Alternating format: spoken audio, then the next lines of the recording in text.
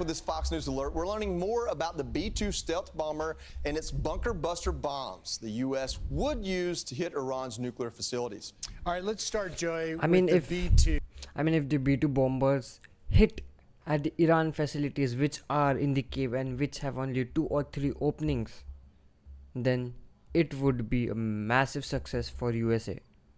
Right, this is the only stealth bomber, it's the only plane that can carry this 30,000-pound massive ordnance penetrator, or the MOP as they call the bunker buster. And you can see just how big it is. You've got 172-foot wingspan, and for anyone that's been to an air show and seen this, it's quite an impressive thing. Can fly up to 50,000 altitude, capable of mid-air refueling. Yeah, and so you can also use a B-52, but this is the preferred aircraft because of its stealth, because this aircraft won't be seen coming.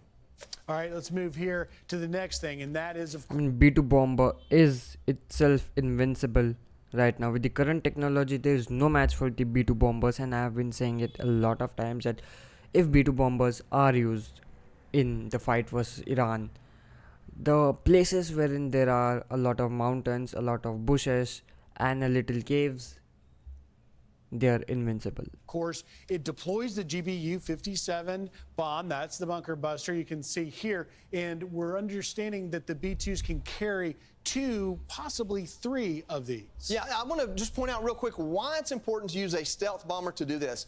A GBU stands for Guided Bomb Unit, which means that you have majority payload, and all it has in it is it has some fins and stabilizers that can be controlled with GPS, and it's the gravity, its trajectory while it falls. It doesn't propel itself. If it had a propulsion system on it, then it would be a guided missile. And the fact that it's a guided bomb means that the B-50 or the B-2 has to get a little bit closer to its target than shooting a guided missile from 2,000 miles away. So that stealth factor is really important for this. The stealth factor indeed is important, and to just launch missile from a long distance would be a massive success. But here comes this point again. Will the B-2 bomber have a close range shot or a long range shot?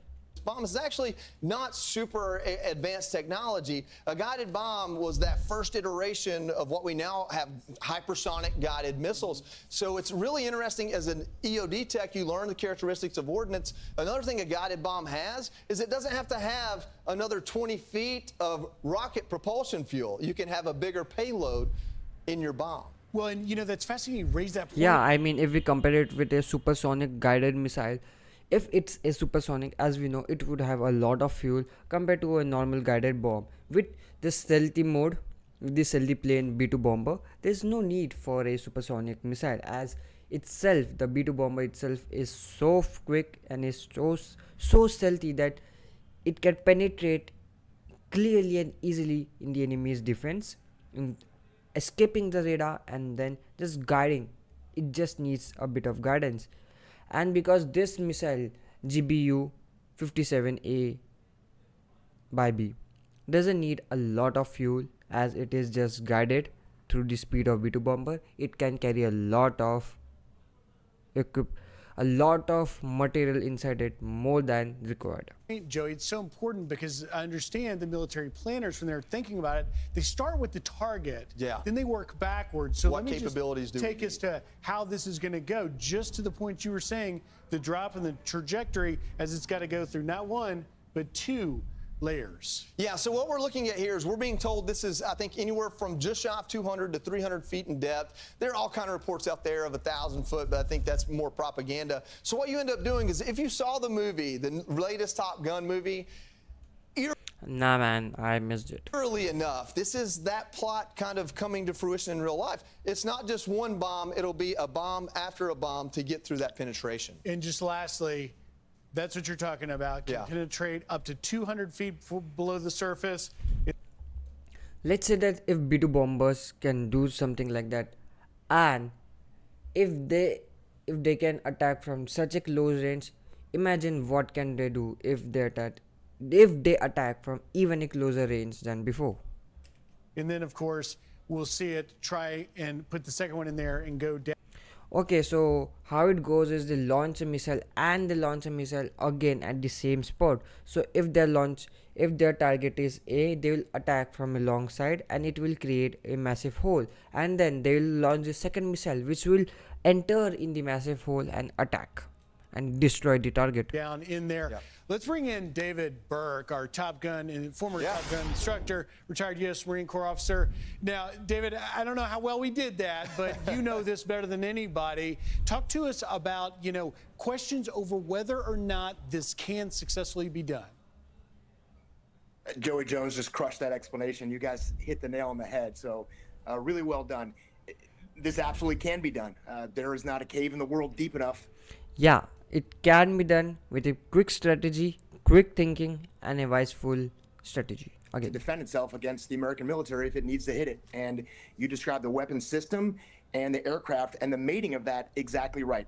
Now, this is a hard problem to solve, but it is absolutely a solvable problem with this system.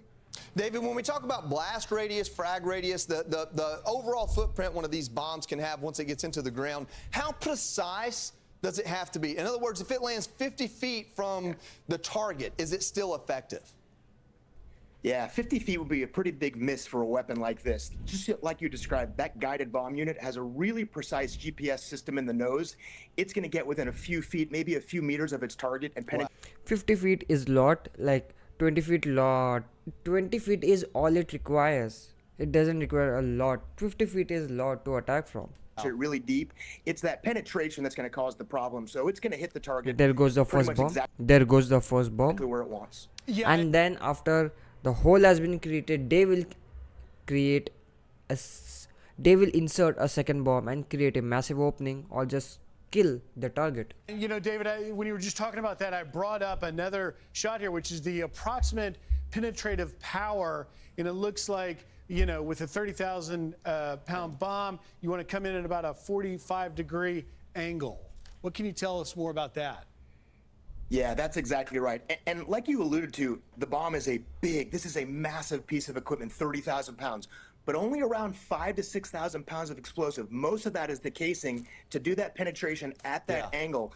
And it is all calculated. I mean, just think that 5,000 is only the weight of the bomb, the explosive, and rest 25,000 is the casing. So how deep it has to go with a perfect angle so that there won't be any problem. And once it goes, it explodes like a massive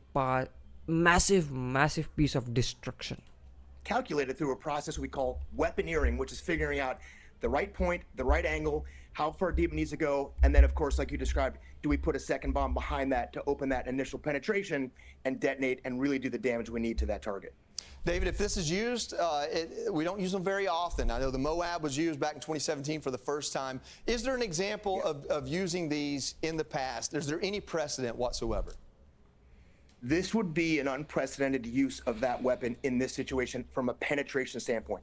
We know the aircraft works. We know the weapon works. We have not done this in combat, but I can guarantee you, and I think you know this. Yes, though it hasn't been performed and used in combat in real life situations, it could be tested, but real life situations are real life war situation, and it will work.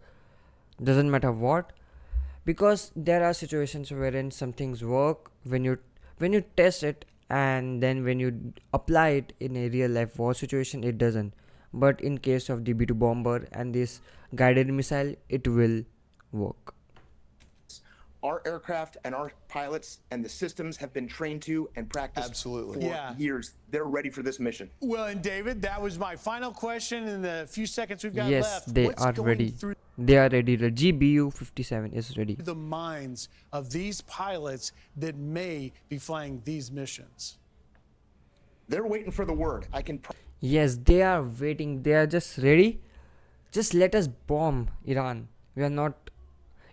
We are getting a sense of tickling in our hands to just press that button, guide that B-2 bomber to the speed of light, and then just drop that missile and see the enemy getting destroyed.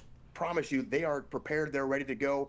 They get that alert to launch, and they are completely capable of ready to go at a moment's notice. They're just ready for the execution now. David, real quick answer. You've got the Air Force, the Navy. Who has the best fighter pilots? Air Force. The Marine Corps. There we go. Oh, Hoorah. Marine Corps. Oh, Marine Corps. There's going to be debate about that online. David Burke, thank you for taking time. Have a great weekend. Thank you, sir.